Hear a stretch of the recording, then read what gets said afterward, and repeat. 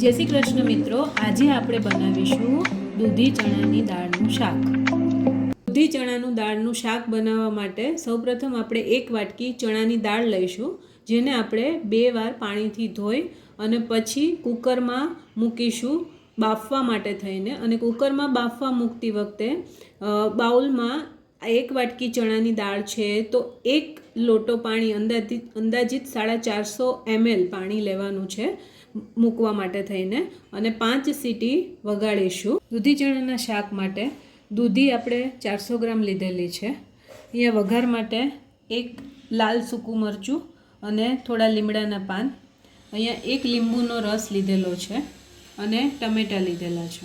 જુઓ મિત્રો, આપણી દાળ સરસ રીતે બફાઈ ગઈ છે। હવે આપણે શાકનો વઘાર કરીશું। વઘાર માટે આપણે 1 મોટો ચમચો તેલ મૂકીશું। તેલ આપણે ઓછું જ મૂકીશું। વઘારમાં આપણે 1 ચમચી રાઈ, 1 નાનો તજનો ટુકડો અને 1 લવિંગ એનો આપણે વઘાર કરીશું।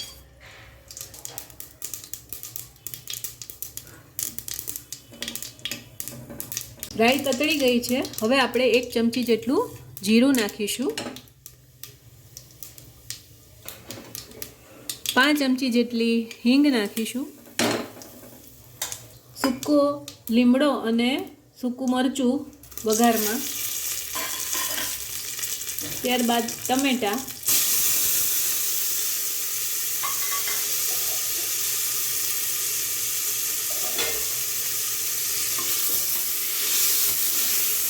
આ રીતે મિક્સ કર્યા પછી હવે આપણે દાળ નાખીશું। હવે દૂધી નાખીશું આ રીતે। મસાલામાં 1 ચમચી લાલ મરચું, 1 ચમચી હળદર, 1 ચમચી ધાણા જીરું, લીંબુનો રસ